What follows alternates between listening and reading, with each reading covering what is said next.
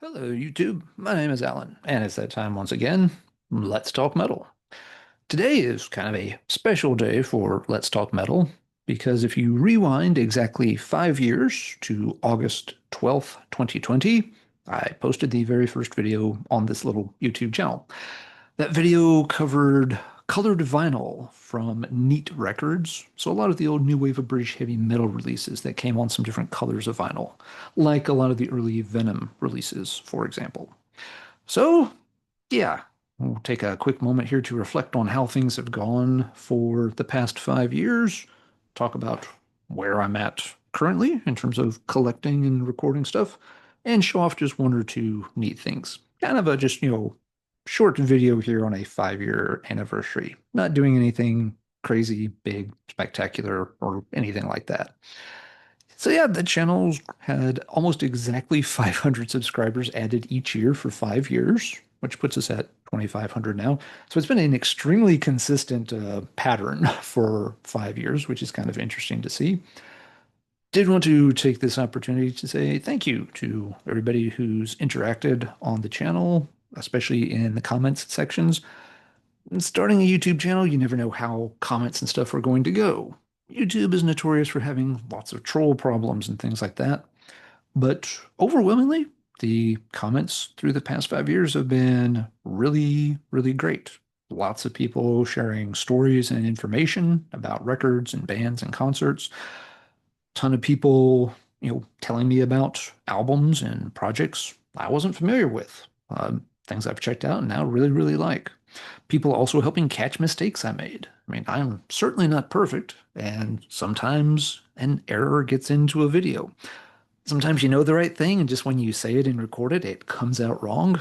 And sometimes I just flat out get things incorrect. So a big thank you to everybody who's helped kind of troubleshoot so that anybody who watches the video can read through the comments and get the correct information, not walk away from the video with some misconception or some false piece of information that accidentally got included in there. So yeah, it's been great getting to interact with a lot of people. I've learned a lot from y'all. Hopefully folks have enjoyed the videos.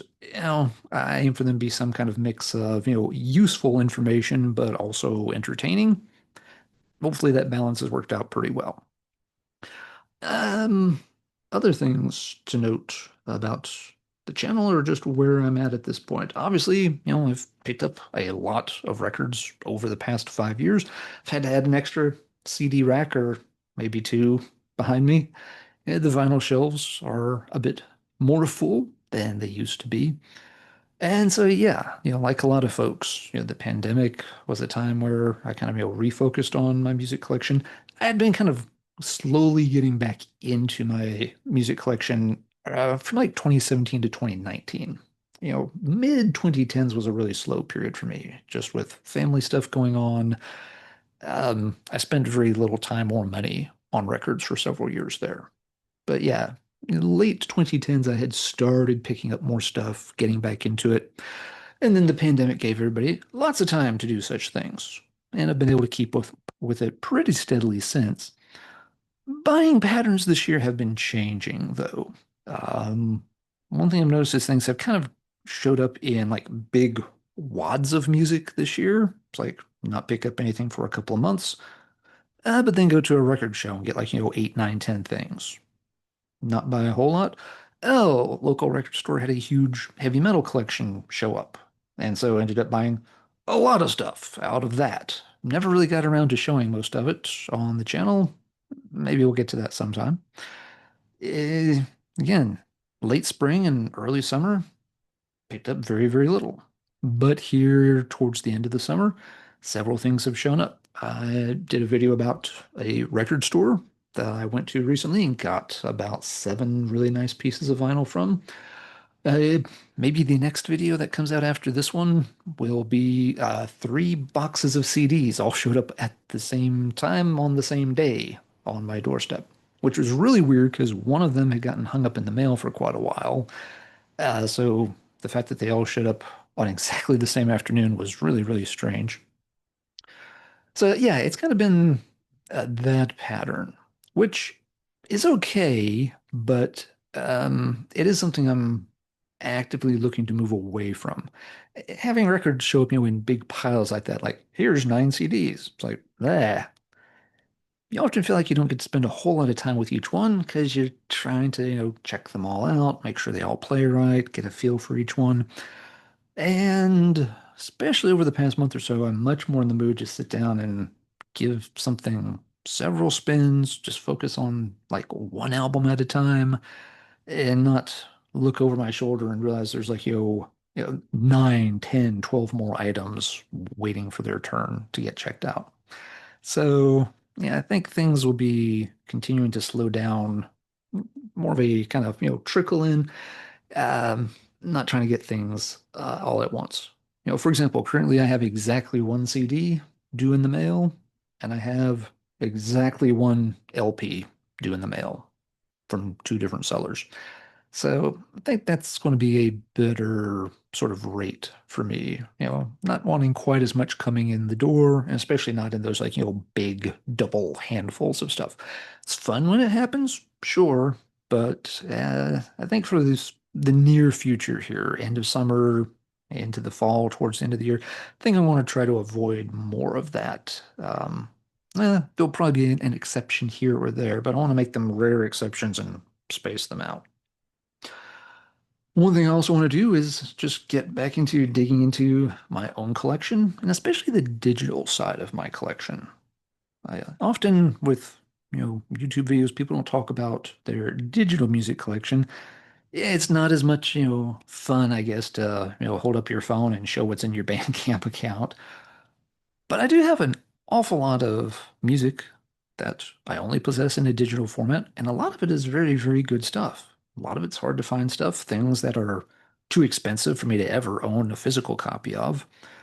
And a lot of it is stuff like, old demos from bands, some of which are quite good. I've featured them from time to time on this channel, but I haven't been spending a lot of time on that stuff the past few years. It's always the constant balancing act. If you're listening to a lot of new releases, you don't have time to dig into the old stuff. If you play nothing but your old favorites, cool new things come out and you don't even know about them. But yeah, my attention is kind of starting to turn to what's in the digital folders that hasn't gotten listened to for a while. I've taken some time the past couple of weeks to kind of clean up that part of my hard drive, get things set up where I can more easily access and find the music that's on there. There's a lot of it. And like I said, a lot of it is cool. It's a lot of it's stuff I'll never have on a physical format. So this is a cool way to listen to it, and I'll try to feature some more of that stuff moving forward too. Next up, a quick thank you is due to Marty over at Heavy Metallurgy. Marty sent me a little bit of VCLT in the mail recently. There were a few CDs, and I didn't get them all rustled up. I haven't played most of them more than once so far, so I don't really have a lot to report. But one to highlight was the new album from Owl Bear called Feather and Claw. Oh, we had a good time joking around about this one on the recent Metallurgy stream with Simon and Melanie. Because, yeah, it's a goofy band name. If folks aren't familiar with the concept, Owl Bear is like one of the fantasy monsters from Dungeons and Dragons. It's literally half owl and half bear. That's the owl half, in case you couldn't tell. But yeah, this is a really awesome sort of 1 foot in power metal, 1 foot in epic heavy metal delivery. But it's not just a bunch of, random, cape flouting, keyboard heavy, foofy modern power metal. It's really hard hitting, powerful, fast paced kind of stuff. Really, really good. It's on my sort of middle of the year best of 2025 list. So big thank you to Marty for sending that and a few other things my way. Um, been working on slowly building up a little bit of VCLT stuff. So I've got a few things to send out to some people, when opportunities pop up. Only other thing to show here seems appropriate. It's the only album that's shown up in the past couple of weeks in the mail. And I mentioned earlier, my very first video on the channel was about colored vinyl. And this neat piece of colored vinyl showed up recently. This is a copy of Atlantean Codex's most recent album from 2019, The Course of Empire, a band I've talked about a ton. Obviously, I love the band. And I think it has gotten to the point where this is my favorite of their three albums, although I think all three albums are magnificent. This is like saying this one is an A plus that's slightly higher than the A plus grade that the other two both get. But The Course of Empire, yeah, it's a tremendous album for fans of like Viking era Bathory, classic early Manowar. If you haven't checked out the band, I'd highly encourage you to do so. Not going to include any sound clips here. The thing that's kind of special about this particular copy is that it is the tour edition. So presumably you could only buy it from the band when they were on tour in Europe because that's where they tour. And so it's got a couple of differences from the regular vinyl version. The first thing is that it comes in this really cool slipcase. And as I turn it around, you can tell that the dark parts are kind of a deep purple and have that kind of foil treatment to them, which I think looks absolutely bitchingly cool. So it's like, ooh, shiny. Yes, I fell for the ooh shiny on this particular one. It's like that's really, really nice looking. Um, when you slide it out, it has the normal cover to the LP. Um, this is on Van Records. Van always does a really nice job with their packaging. The cover is a gatefold. It also comes with a poster and a big book. The book has all the lyrics and stuff, but done like in kind of like illuminated text. It's very neat looking. And the poster, the gatefold, and the book all come with every vinyl copy. You can get a vinyl copy of this from Amazon. You'll get the poster, you'll get the gatefold, you'll get the book. You won't get the shiny slipcase. Um, the other thing that's different about the tour edition, besides just the slipcase, is the vinyl is a kind of dark lavender purple. On Discogs, they describe it as, I think, dark lilac. Sure, okay. I know lilac has something to do with purple. The album is a two LP set, but the fourth side, which is the side I'm showing, is etched. So the songs are spread across three sides, and the fourth side is etched. And I'm pretty sure whatever it's etched in is German, because the band's German. And so I'm not really going to be able to tell you what the heck it says. Sometime I'll have to sit down and try to figure this out. But not today and not right now. But yeah, so I saw this and was like, that's really cool. This is one of my favorite albums from the past 10 years. So even though I already had a black vinyl copy of it, it's like, yeah, that would be neat to pick up. The problem, of course, has been that as a tour edition, they didn't make a lot. Discogs listed as 750, which is actually seems like a pretty reasonable pressing for something like that. I mean, as much as I love the band, we're not talking like Iron Maiden or Slayer here. And if it's only available when the band tours in Europe, eh, okay, that's cool. Makes it a bit hard to get in North America. I've seen a couple of copies of it turn up for sale over the years. Again, the album's already 6 years old, which is hard to believe. But they're always for sale from European sellers. And shipping, of course, has gotten really difficult to deal with for international purchases. It's hard for people to believe now, but 10, 15 years ago, you could have an album shipped from the UK for under 10 bucks. I could have singles shipped from the UK for like $4 or $5. E- Shipping was very, very affordable back then. Now it's a deal breaker for a lot of things. It's like, well, they're wanting maybe, 75, 85, $100 for the record. And then you're going to put 40, 50, $60 of shipping on top of that. And it's just like, this is cool. It's not that cool. I am not spending that much on it. But here a few weeks ago, a copy of it turned up for sale online, and it was actually a seller in the US who had it. So it was like, oh, wait.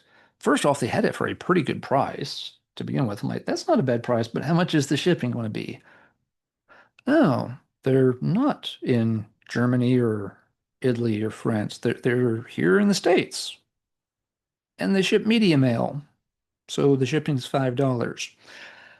It's like, okay, it's a fair price for the record, and for the first time ever, I wouldn't have to pay an ungodly amount of shipping to get it. I think this is the time to get it. So I pulled the trigger, bought the record, and yeah, turns out very, very cool. Um, so yes, 5 years later, I'm still dealing with weird colored vinyl variants, just on a newer release this time instead of a new wave of British heavy metal release. I think that'll do it for this particular video on the 5 year anniversary. So once again, thank you to everybody who's interacted with the channel over the past few years. It's been really cool getting to meet and interact with a lot of folks. Again, I've learned a ton of stuff from y'all, which I really appreciate. It's expanded my heavy metal knowledge, helped me find records that I've really enjoyed, bands I never knew anything about. And I hope I've been able to do a little bit of that for folks too. This is always going to be a very small channel. It's not monetized. Videos are blocked as unsuitable for kids because I say a bad word here and there. I'm just not dealing with that.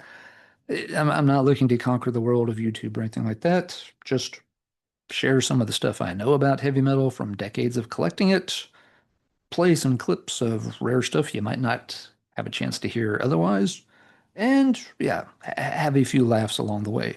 It's been fun for 5 years, and hopefully we'll keep it going for a while into the future.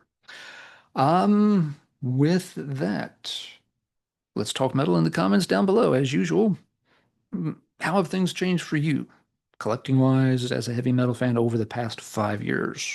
Are there big changes you've kind of noticed in yourself and your heavy metal habits recently that you're kind of maybe changing course on purchases or concerts or stuff like that? Maybe you're trying to go to more live shows and see bands before they retire. Eh, Tell me what you've been up to and kind of how the past 5 years have been doing for you and where you see yourself now. All right, let's wrap this one up. Next time, probably collection update of too many boxes of CDs. So we'll have fun seeing what showed up in those. But for now, everybody take care. And as always, for 5 years straight, keep banging your head.